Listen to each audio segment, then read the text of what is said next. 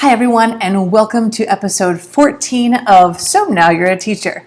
I'm your host, Lisa McConchy, international expert on brain-based learning, author, teacher, and mother of three who brushed her hair for the first time in many, many days. That's right, it's what's happening over here.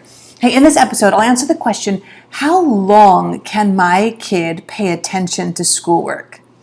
Let's just jump right in. Here's what we need to understand about the brain.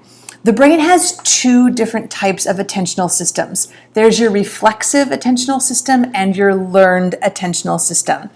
Your reflexive attentional system is hardwired. It's just there. And that's a system that impulsively reacts to any change in your environment. So that is, like, it could be a sound, a movement, a feeling, a tactile, like some kind of touch, all of those things. Any change in those things, and your brain is naturally going to pay attention to them. So if someone honks their horn, you're naturally going to pay attention to that. Like, it's just a reflex. If someone touches you on the shoulder, your attentional system will direct to that. If the lights change, like someone turns the lights off in the room, like your brain's naturally going to pay attention to it. It's a reflexive attentional system. It's designed to be there all the time because it helps protect you and keep you alive. And remember, the brain is designed for survival. That is not the attentional system that is of concern for us right now. We're most concerned about the learned attentional system because that's the one that is required for most school-based learning.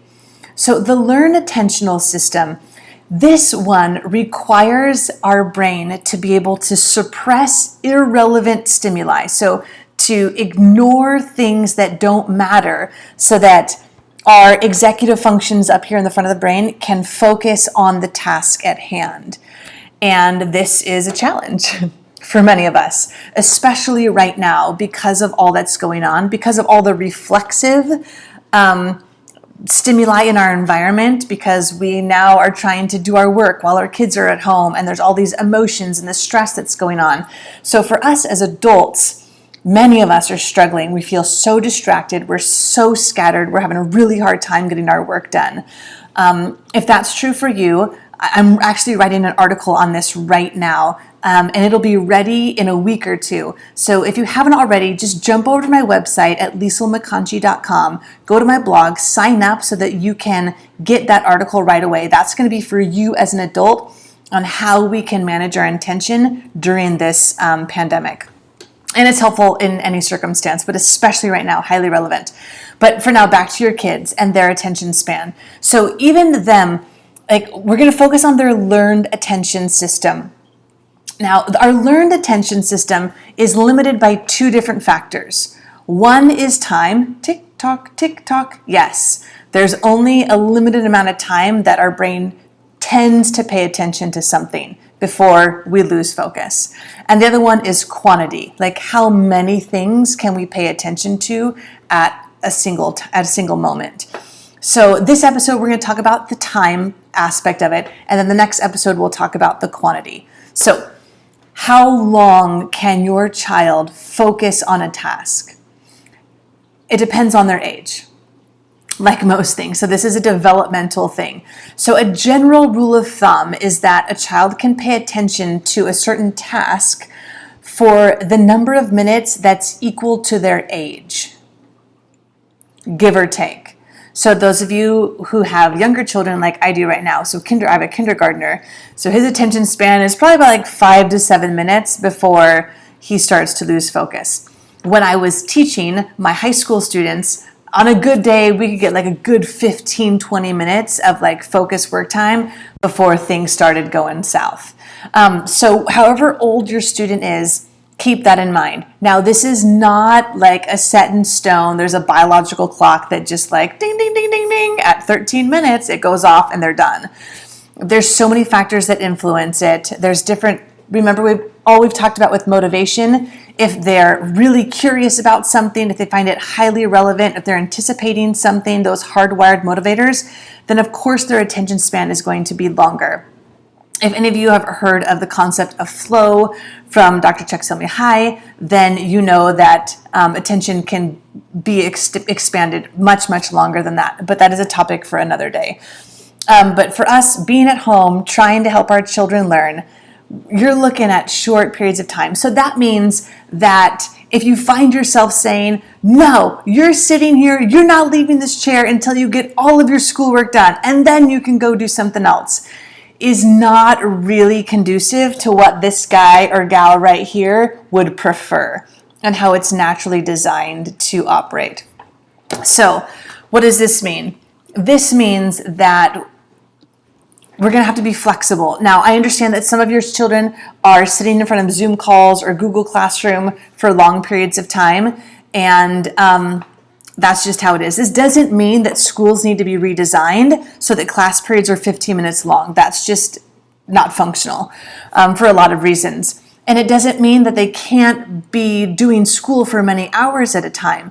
It just means that after a certain number of minutes, or a range of minutes, like it's an ish, right? So it's 15-ish minutes, give or take some minutes there.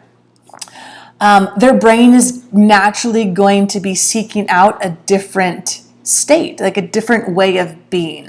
So that could simply mean that maybe after 10 minutes, they get to a good stopping point, and then they stand up, they stretch, they get a glass of water, or maybe they shoot a few baskets in the the one that hangs over the door, right? The little basketball hoop that hangs over the door. I don't know if you guys have that. We have that.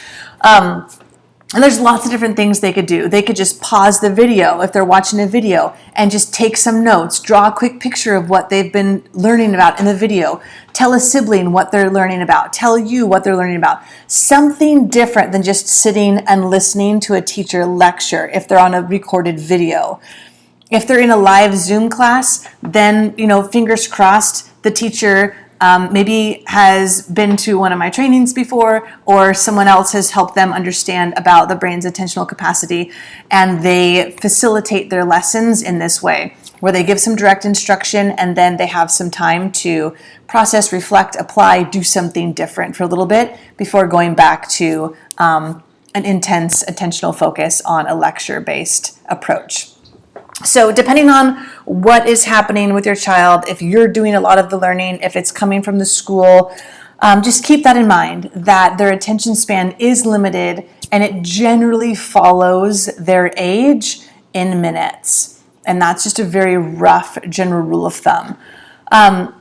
So keep that in mind as you are helping to support your child in this home-based learning. Continue to be flexible and supportive of your children's teachers.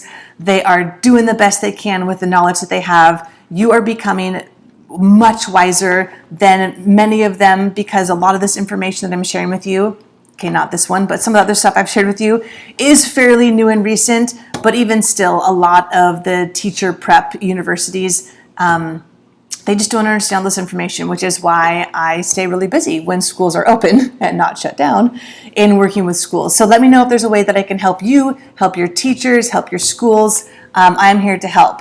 But until then, until next time, take a deep breath. Oxygen is good for the brain.